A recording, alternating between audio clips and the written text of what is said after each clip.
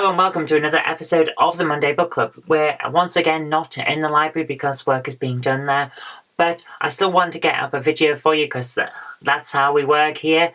And this week I want to talk about a science fiction masterpiece that's more of a war story than an actual science fiction piece, and that story is the multi-award winning The Forever War by Joe Haldeman. Now this is a story that came out in the 1970s, so has it really stood up to over 40 years of analysis and cultural change? Let's have a look and find out. There are many future warfare stories in the pantheon of science fiction. It's practically a subgenre all to itself, but few of those stories are written by actual veterans. People who have experienced war firsthand bring a very different viewpoint to war stories than those of us whose only personal experience of combat is a first-person shooter on the Xbox or a lifetime watching terrible action films on TV. Joe Haldeman, who received a Purple Heart for his actions during the Vietnam War, came home from a prolonged conflict that was ultimately futile after having been drafted following his graduation from university, and found that life back in America was very different to the life he had left behind. If that seems familiar, it's because that's essentially the plot of his multi-award-winning novel, The Forever War. Haldeman's quote from an interview, "I was drafted against my will and went off to fight somebody else's war," explains the premise of this novel very well. While his good friend Robert Heinlein wrote the more famous sci-fi war novel Starship Troopers and produced a work that is very pro-military and very upbeat in its portrayal of mankind as a warmonger, Haldeman's story takes the opposite viewpoint. Haldeman has been quite adamant that his novel is not a response to Heinlein's. They were friends after all, and the book in no way reads as if it's trying to show Heinlein up, but the two stories nevertheless read like opposing sides of a debate. Haldeman's protagonist, William Mandela, is a genius who is drafted against his will because the military is forming a special unit of superior intellects to attempt to battle an alien menace that humanity simply cannot understand nor communicate with. Due to the distances involved, Mandela's original 4-year draft into military service sees him take part in very few combat situations, although the attrition rate for his unit is sky high thanks to the perilous nature of the training exercises they're put through, plus the brutal nature of the war. He travels, which takes huge amounts of time, he trains, he enters combat, he survives more through luck and ingenuity than through actual combat talent, he comes home, and he finds that centuries have passed due to the time dilation side effects of travel at relativistic speeds.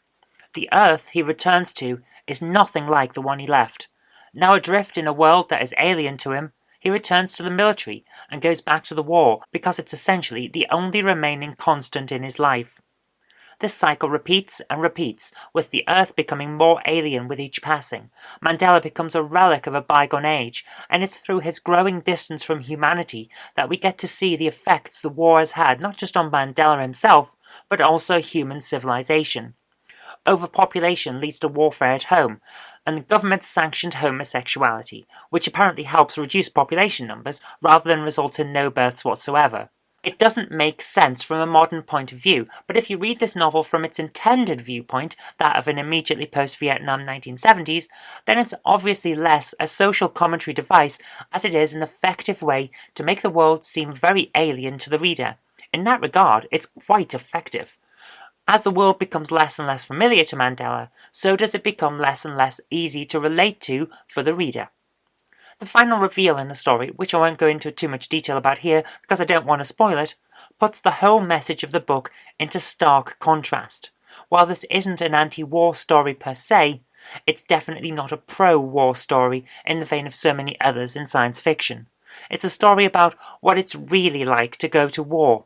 It shows very effectively how surviving combat isn't so much something you can train for as it is that something you're lucky enough to manage. It's a story about how war strips you of everything you hold dear until the only person left who you can relate to is someone else who's been through the same thing you have.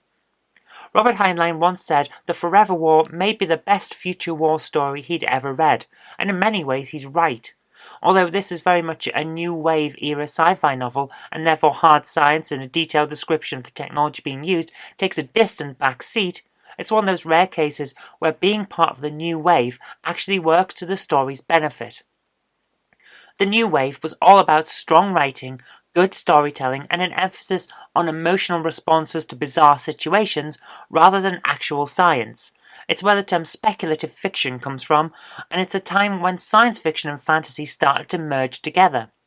That works in the Forever War's favour, because it means readers weren't coming in expecting to have every part of the science and technology not only explained to them, but also put front and centre. Instead, readers expected to be shown what it feels like to be a future soldier in an alien war that's totally out of their control, and my goodness did they get just that. The Forever War is all about the experiences of a war that changes everything, and it's how those experiences mould a person who is thrown into them against their will until nothing is the same anymore. In that respect, it's a novel that deserves all the praise that's been heaped upon it over the 4 decades since its release. Some of the details may have since become outdated, but the core of the story feels as true now as it ever did.